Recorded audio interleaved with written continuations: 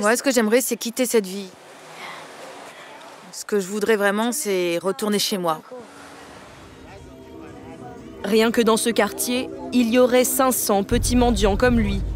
Des enfants des rues, livrés à eux-mêmes, que les autorités de Durban ont donc décidé de faire disparaître du décor.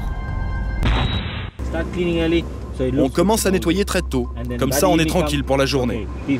Les rues sont propres, les gens se sentent en sécurité.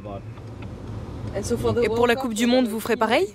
Non, pour la Coupe du Monde, on s'y prendra encore plus tôt. On nettoiera pendant la nuit. Nettoyer les rues.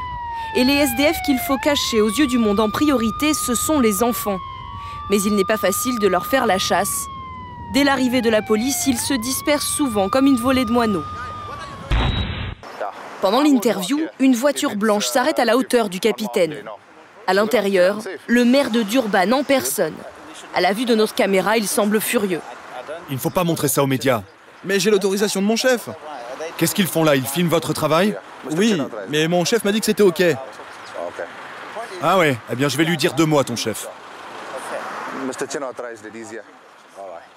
Pour la municipalité, le sujet est tabou. Ce soir-là, nous retrouvons Keto et ses copains dans le quartier le plus malfamé de Durban, où ils se livrent à leur activité favorite, sniffer de la colle.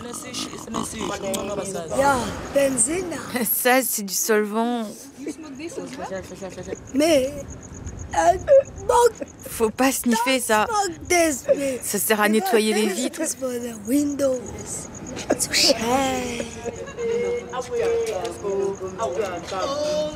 Et nous allons en apprendre un peu plus sur la façon dont ils sont traités par la police. Presque chaque soir, les enfants sont embarqués. C'est Keto qui nous raconte la suite. Ils nous disent que c'est à cause de la Coupe du Monde. Parce qu'ils doivent nettoyer les rues. Et ils ne veulent pas avoir des enfants comme nous en train de mendier. Alors, ils nous frappent. Et ensuite, qu'est-ce qu'ils vous font?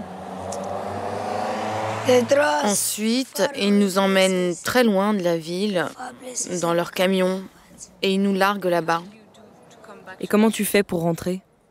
Pour rentrer, moi je rentre à pied. L'objectif de la police, c'est de décourager les enfants de remettre les pieds dans le centre-ville. Et tout cela est parfaitement illégal.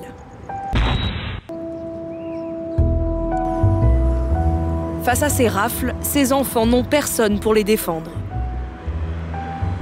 Personne sauf un homme. Tom, un Anglais qui a monté une association pour leur venir en aide.